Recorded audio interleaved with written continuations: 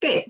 So if you haven't come across this before, and it's lovely to see so many people in the call that we do know well, we are WASDEC. So my name's Diana and I was a primary teacher for many, many years, and I work for WASDEC, which stands for the West of Scotland Development Education Centre. And there are 3 development education centres that do this kind of work across Scotland. And my colleague Sarah Jane is here from the East. So we support local authorities in the West, which does include North and South Lanarkshire as well. So it's lovely to have Southland colleagues along with us. So what we're going to do today is going to be quite interactive. So really appreciate your participation in the chat box, which was why I was like, can I do this with the chat box? And I just decided to go for the live. So what I'll do is I'll share the link to the video that I'm going to post so that you can do it that way. Yeah, some of it might be a wee bit clunky, but we'll get there. So really we want to make this as practical as possible for you so that you're excited about some of the methods that you can use in your classroom to explore climate justice and through this lens of critical global citizenship. So we're interested at this stage. First activity, over to you.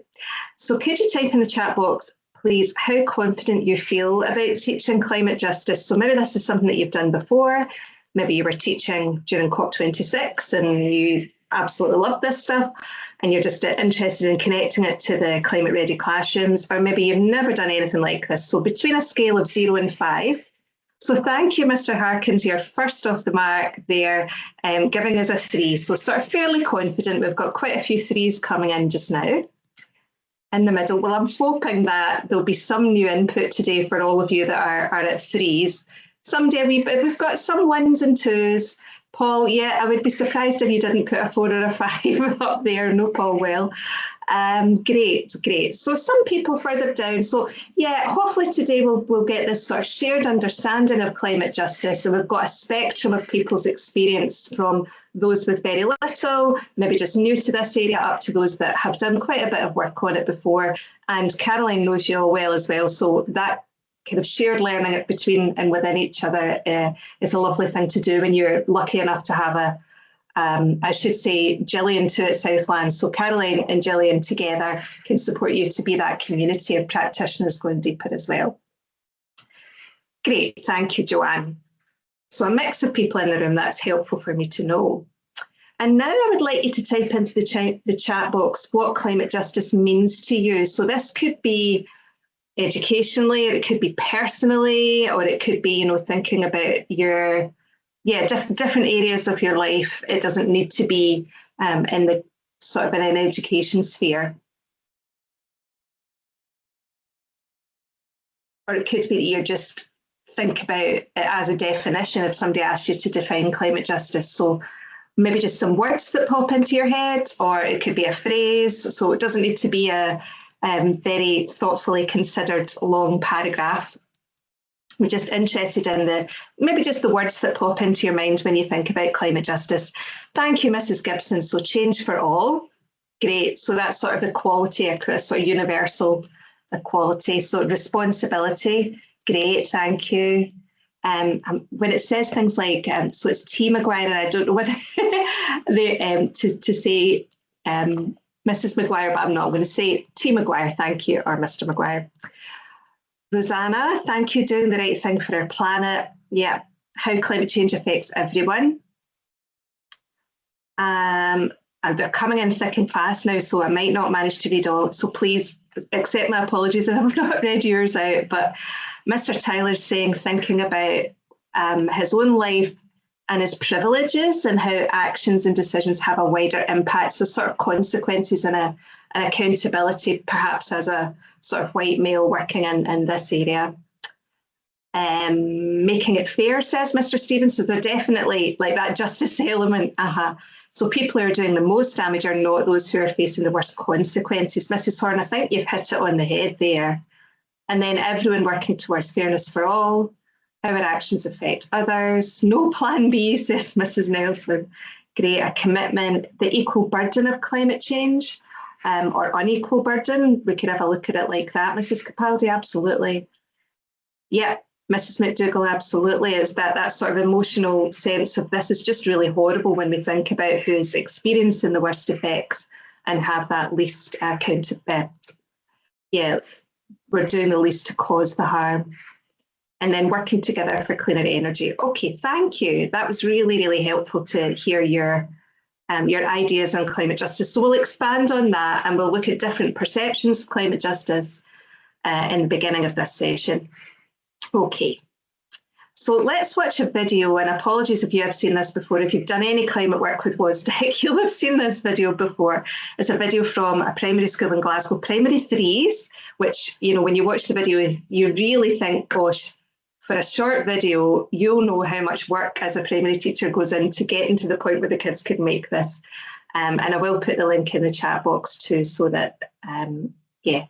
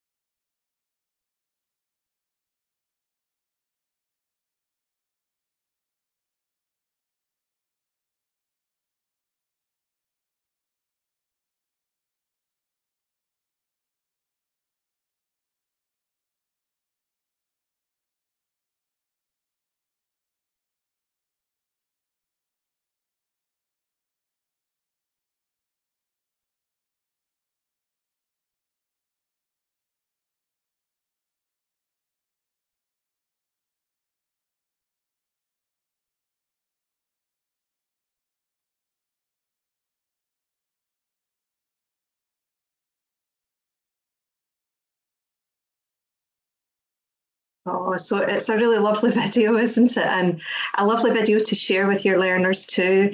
I know that East Wren and Southland do a lot of rights-based learning that the UNCRC is really embedded in your curriculum and in your approach to the ethoses in each of your schools and how your local authorities promote your learning for sustainability. And I think when you're looking at that video, you can see loads of different articles of the UNCRC, and that rights-based approach is really at the heart of climate justice. I think for us in Scottish education, those connections, and we'll look at those as we go through the session. I did want to share with you a definition. Now, this is paraphrased between the Pachamama Alliance and Friends of the Earth, because what I wanted to do was make sure that we had an Indigenous voice and an Indigenous perspective on what climate justice means, not just to us in the global north and in the more wealthier nations, but to those people who are experiencing the harm of climate change, and particularly those Indigenous communities that are losing their livelihoods and land and their generations of work. So here it says climate justice recognises that systems of oppression are interconnected. So all the solutions that we come up with must not only reduce emissions, but also address inequalities and create a more inclusive and equitable society. So I know from doing lots and lots of anti-racism work with East Renfrewshire Council and with your social justice curriculum in East Ren, and I know that there's really good work happening in Southland too, that systems of oppression won't be a phrase that you don't know.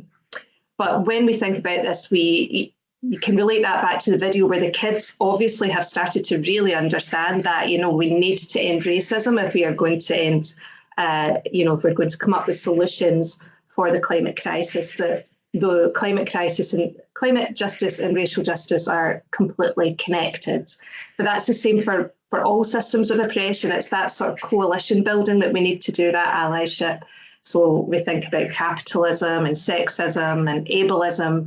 All of these systems of oppression help to keep the climate status quo the way it is and to worsen it, because people benefit from that, and the rich and the wealthy benefit from that, and that's always been the case across white supremacy and all the other systems that prop up the inequality that we have in our world. So climate justice is about facing and addressing all of these inequalities.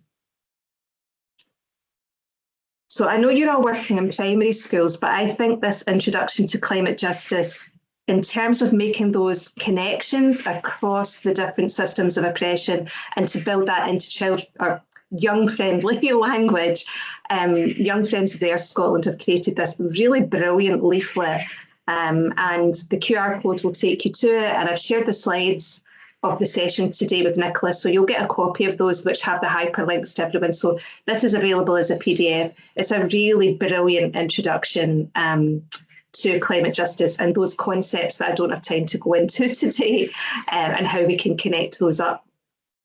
But what Keep Scotland Beautiful did during the summer was have quite a lot of fun trying to think about how we would introduce this for younger learners through a simple experiment. And so we're going to share with you a video of two members of staff that you soon you will recognise, I'm sure both of them, by the time the workshops happen. So I'll play this video and then we'll have a chat about how you might use this video in your sessions.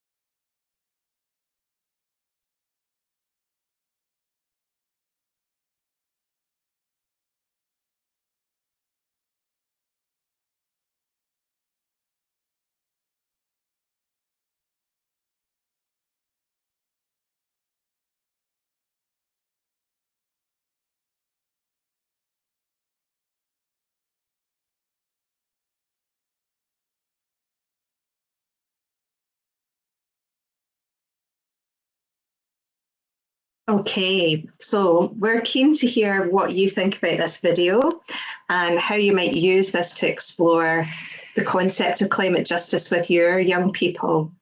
So if you have got any ideas about that, you can pop them in the chat box or feel free to come off mute. It would be so lovely to hear some voices. And I know that it is being recorded, but I know that there's some people who are maybe feeling quite confident as well, because I know there's folk who have done a lot of climate justice work already on this call. So it would be lovely to hear voices. Oh, thank you. So there you are, Nicola, a great visual representation. So it shows the inequity of climate justice. And it builds into that innate sense of fairness that children have, doesn't it, Mrs. McDougall? So it is a good starting point. Any other comments or how you might, take these conversations? What is unfair about this? I think you're absolutely right, Mrs. Gibson. I think that we would need to tease that out. So when I watched this, I also had some questions about it, but I think it does introduce, I think we're particularly putting on the waterproofs and that idea that some people have more capacity and ability, and some countries have more capacity and ability to mitigate and adapt to climate change than others. And also those countries are the ones that have contributed most. So obviously they were putting more of the water in, and then they had the jacket. And Mr. Tyler saying he'd love to recreate it in front of the kids. It would be very powerful. Yeah, it'd be really interesting to see if you do that, Mr. Tyler. Let us know. I think for me as well, I'm not sure about the water going over both of you equally, because I think actually in some circumstances there's an inequality in the experiences, but we are all experiencing climate change to a degree, but where we are geographically on our planet, we will feel that differently. So there's something for me around, there's a sort of wariness around making this too much of a fun activity. But of course we want to make it fun and accessible, but also like there is a real seriousness underneath that. And I think it almost might be, if I was doing it with kids, I might just not, have the waterproofs, have everything on with that person who's representing, the global north, or the more economically developed countries, and then not pour any water on them at all, or only like a couple of drips, and then see how that goes. I think that it would be really interesting to see with the kids where you get with that. Yeah, and you would be asking the questions, who is to blame? And yeah, exactly. Good. Okay. So when we're thinking about taking a global citizenship approach, we are really thinking about those interconnections with our lives and with the lives of people who are most affected by climate change and why that is. So we're starting to look at the structures and the systems that mean that this inequality exists, that we could see in the water video. So in terms of the skills and values and attitudes, we talk about global citizenship through the lens of this sort of critical approach, but values-based as well. And you can read much more about this in our guides that we supported Oxfam to do, the Scottish versions, Education for Global Citizenship. So the links to these will all be in the material that you'll get from Nicola as well. But that idea of informed and reflective action, self-awareness, reflection, belief that people can bring about change, those are the important parts of active citizenship that will come out of your work through the Climate Ready classrooms. So such great synergies for such great opportunities to develop global citizenship. Okay, and then we can simplify this down to this framework, and this is what I'll use as we go through the rest of the session to describe some of the activities that you can do with your kids. So we're doing good global citizenship if we are asking questions, thinking critically, critical questions, making connections between our lives and the lives of people around the world, exploring different perspectives, so really saying whose voice isn't here, and that's an important part of climate justice. And then how do we respond as active citizens? And all the time, I used to think that, but now I think this. So we're just constantly assessing our learning and growing and changing, because it's such a dynamic context when we're looking at climate justice. And yeah, I'd sent like updates to Nicola just before the session because I remembered about a couple of things that had happened. So it is that we're constantly going back and reflecting and learning. And all this through the lens of rights-based learning and particularly Article 12. So participation, inclusion, children's voice. And we would always encourage you to start any kind of work like this, looking at the climate emergency through a justice lens with graphic organisers that help you and help the kids to see where their learning is right now. So we love this issue tree. I used to do this with my kids. We would just have a big one on the wall, but you could do it in groups or they could have individual ones. So it's a kind of cold baseline at the beginning. What do they know about the climate emergency? And they would mark down what they think the causes are on the roots, so the root causes, and then each of the branch are the different effects. And then each of the fruit or the leaves become the solutions associated with that, because a huge part of global citizenship is acknowledging complexity and being able to see that there will be so much more than we will be able to address. So to look at the big picture and then come down to detail. So issue treeing, you can use it as a verb, is a really great way to start off any exploration of a global issue. And for us in this instance, it's the climate emergency. And then the children can add to it. You take a photo at the beginning, they can add to it as you go through your topic. And then by the end, you've got this lovely visual representation of all their learning. And then another area of the framework was this asking critical questions. So I'm going to hand over to you, and apologies if you have seen this before, if you've been on other climate courses. It's just still such an excellent example of this, this voice perspective that we want to talk about. So if you haven't seen this before, have a go at thinking, what might the headline be from this photograph here? So what would be the caption or the headline associated with this picture? And you could type that into the chat box or come off mute if you like.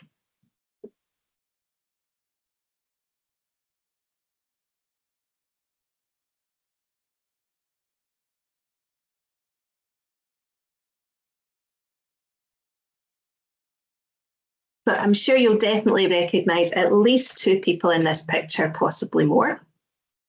So it's like that TV show, Say What You See, it was on years ago. I'm showing my age now. What do you think the headline might have been or the caption? Has anything changed? Yeah, I guess if you were using it now. So sorry, I should have said this is from, so I'm interested if you could imagine what the headline would have been at the point that the photo was taken and in the media. So Rosanna's saying, ladies unite to face climate change. That would have been a really good one. That wasn't what it was, but yeah, that would have been a great one. So I'll share with you what the actual caption was. So Nicola Sturgeon meets Greta Thunberg at COP26 summit. So what happened with STV News here on Twitter, as it was then, was they thought that was what was happening in this picture. And why was this hugely problematic? And why do you think it caused a huge Twitter storm and then STV had to apologise?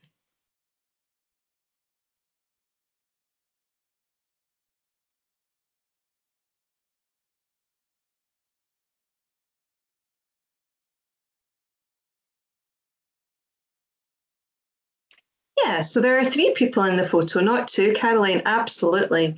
So on Nicola's left or our right, as we're looking at the picture, you can see Vanessa Nakate, who is an incredibly famous Ugandan climate activist who in sub-Saharan Africa and actually across most of the African continent is just, more well known than Greta Thunberg. And this is the country, these are the countries that are experiencing some of the worst effects of climate change. So Vanessa has been alongside many, many other young activists for many, many years. And this is not her first experience of being cut out or dismissed or absenced, actually, in the media. So it was actually Greta was part of the backlash here on the media, on Twitter at this point. And then the STV quickly apologised and they changed their headline. And of course, they were saying sorry for this, and they changed it to acknowledge Vanessa Nakati. Yeah. Okay, so yeah, just to let you know, if you're not familiar with Vanessa, she's been around a long time, and in 2020 she was at the World Economic Forum in Davos with other young activists, again white activists, and she was cropped out of the picture. So the picture to the right was what was sent viral around the world, and again, you know, she actually made a video about this and about how she felt about it. And you can see the quote here about how people of colour are on the front line of the global climate crisis, but are not at the front line of the world's newspapers. So this is where we talk about the whitewashing of the environmental movement and the absolute importance for us, as particularly as we're embracing anti-racism in education, to make sure that we are doing that windows and mirrors thing. So do our young people, and we're such a white profession, we're not completely white, but we are more white than the communities that we serve. And we need to be making sure that our young people see themselves represented. So if we're talking about young activists, we need to make sure that we're talking about the examples like Vanessa Nakati and many, many others fighting for our planet.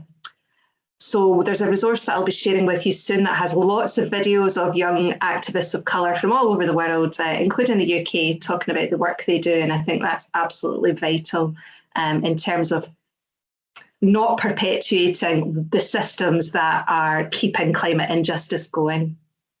Okay, so other activities we can do. We really love working with images, and I think this helps young people to make the connections. So you can see here, yeah, if I was sharing this with kids, I'd be like, where do you think this is? Why do you think it's here? So you can see a Brewers Fair. So they might say, oh, is it Scotland or is it the UK? What do you think's going on? So there's lots of rain. There's obviously been serious flooding. So this was actually in Falkirk. And then I might share other pictures. So I might have lots of pictures of flooding from here and around the world, around the classroom, and get the kids to go around. I might have them cut into jigsaws, see if they can make the jigsaws, or I might have bits of the picture covered up, and then they've got to think about what's underneath. So here's another picture of flooding. What do the kids think is underneath the bit that I've covered up? So I might have a post-it note if I've got these printed out in the classroom, and we've got somebody on a raised platform trying to do their chores and their washing where they can. So this is where we look at that inequality of the capacity to adapt and mitigate to climate change depending on your circumstances. And this is where I'm going to stop sharing, because I want to show you a fantastic website. So if I stop sharing now, if I come back to here. Okay.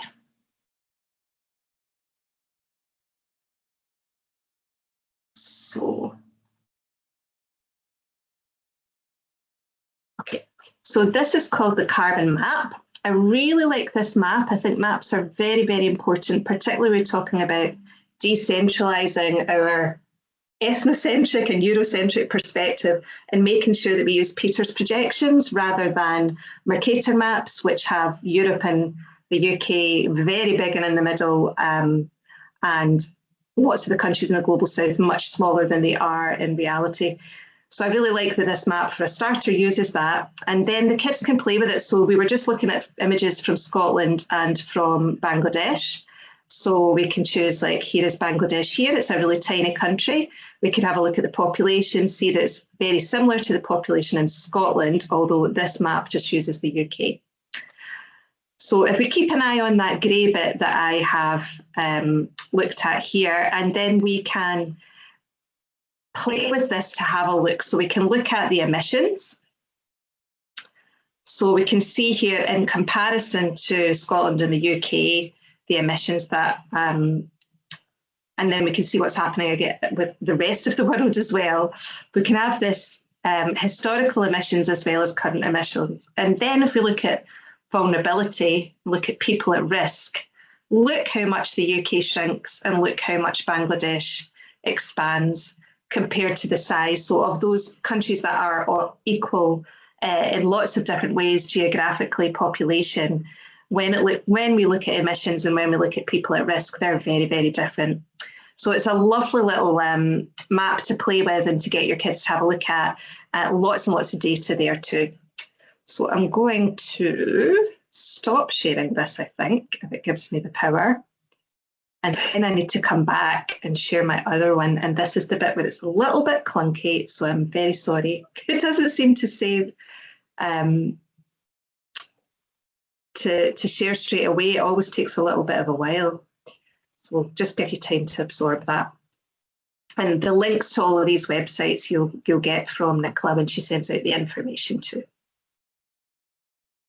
Please feel free to pop any comments so far in the chat box if there's anything like that. Here we are. It says preparing your slides. Okay. I would like to resume from slide 21. It was asking me. Thank you very much. Okay. Yep. So here is the carbon map that I was showing you. Another way of exploring viewpoints and values is holding a debate, and you'll all be very, very familiar with doing this. I'm sure you hold these kind of discussions all the time in the primary classroom. So I think Jen at Scotdeck actually made this up for us, and we used to use this with a Jamboard, but Jamboards are ending soon. Oh my goodness. So we've made a Google Slide version of this, and again, through the QR code, you can jump onto that. And I know, particularly in East Strenor, you use Google Classrooms a lot. It's quite nice to have each of these. I mean, the text here will be very small for you, so each of these on a separate slide, and then you can share those with your learners, and you will have great ideas of how to get them to research and explore those perspectives and then debate them in class. I want to come back to the rights of the child, and I think it's really important that our rights respecting schools groups and our eco groups are really working together. This is what we talk about in terms of climate justice, that work should not be separate. I think for a lot of people, particularly when we look at the child-friendly versions of the articles, often the climate stuff is not included in there. So you'll be aware of Article 24, which is often in child-friendly language just described as the right to be healthy, but actually in the full language of the text, so it is about the right to good quality healthcare and clean water, nutritious food, a clean environment. And then crucially for us when we're thinking about climate justice is rich countries should help poorer countries achieve this. So this is where we can start thinking about who has the power, who makes the decisions, where does the money go? And we could start asking our elected members at different levels. So our devolved membership, we do have a climate justice fund in Scotland. So what happens with that money? Who chooses? Where does it go? What is it spent on? We also have a framework for that. It's not called a climate justice fund, but through our UK government. So that's it's a reserved issue there, but we could be talking to our MPs about that, and they're much more, it seems at the moment, willing to listen. And we'll talk about Rosebank a wee bit later on if we've got time to, but things have changed now that we're in a new administration, which is good to know. But we still need to hold them to account. They're definitely not off the hook. Okay. So if you're really into this rights-based approach, WASDEC have been working with Oxfam through our Partners and Ideas and young journalists in Somaliland, and we created this resource that looks at climate justice through a rights lens. And one of the activities is the children sort which articles they think are most important in terms of climate change, addressing climate change. And if we had time, we would do that activity, but there isn't time just now. So please do have a look at it. I can't remember which page it is, but the whole resource has just been updated, Paul. I know you've used this in the past, but we literally just launched a new version. It now sits on the WASDEC website in our resources, and that QR code takes you directly there. Lots and lots of good. There's it looks more at Vanessa Nakati's personal story and her videos and that kind of thing too. I also want to make you aware of some excellent resources that are out there to support, I think, actually, both us as adults and our children with climate anxiety, because it's such a tough line that we walk here. We really want our learners to know and understand climate change and climate injustice. And we also have to be careful with that sort of paralysis feeling of, becoming hopeless or being overwhelmed with anxiety. So when I first saw this agree, disagree, there's too much bad news about climate change, I sort of emotionally instantly went, yes, I'm so overwhelmed by it. But actually, then I was like, yeah, what does this mean? What does this mean? And so scientists would say, actually, maybe we don't have what we, proportionately as much bad news about climate change compared to the other news that we see. Actually, maybe we should have good news about climate wins as well, which I'll talk about soon too. So I really like this as a starter activity to ask the kids, what do they think? Do they think that they see enough? Or I think we maybe assume that they think that there's too much. What do they actually think? And then these activities come from, they're actually from The Economist. We think they're brilliant. And there's a little Jamboard there, which, how do I see my notes again? I was going to put a link to this in the chat box for you to have a go at. I'll come back to this. Okay. So if you got your phone handy, you might already be on the Jamboard through the QR code. But if you don't and you just want to go to the Jamboard on the device that you're in, I've just put a little link in the chat box. And so you can flick through here to see the examples of the perspectives, and that's what we always want to do, is share different perspectives. So we want the kids to imagine themselves in someone else's shoes, and that's a key crucial area of global citizenship, building empathy. Can we imagine how we might think, even if it's something that we completely disagree with, playing the role of someone else? So I'll give you a bit of time to play with that Jamboard and just have a flick through the different examples of perspectives on climate anxiety. So you can scroll through the frames at the top. Yeah, I think there's 12 frames altogether, just to have that sense of the different perspectives. And you can see that on frame 6, it says you're a teacher. So it's lovely to have ourselves included in that as well. But we definitely we want to make sure we've got lots of people across different experiences, both in the global south and in the global north. Okie dokie. So just coming back to the main presentation here, you can play with that and you can use that in your classroom. Feel free to do that.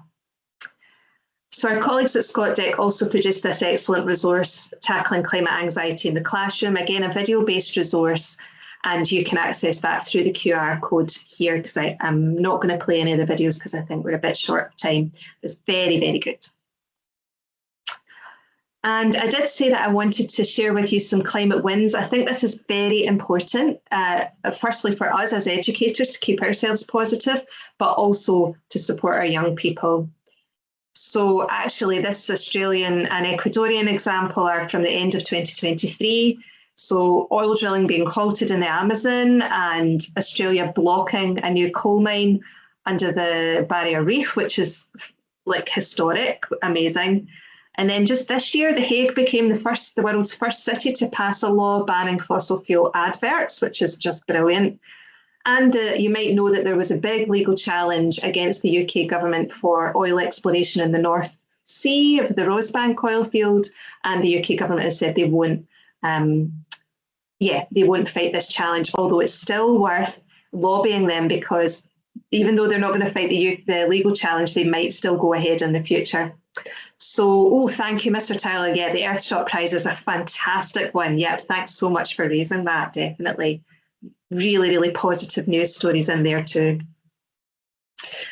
So in terms of global citizenship, we are always thinking about where the power lies and how we can influence. So talking with the kids about, okay, here are the things that we're passionate about.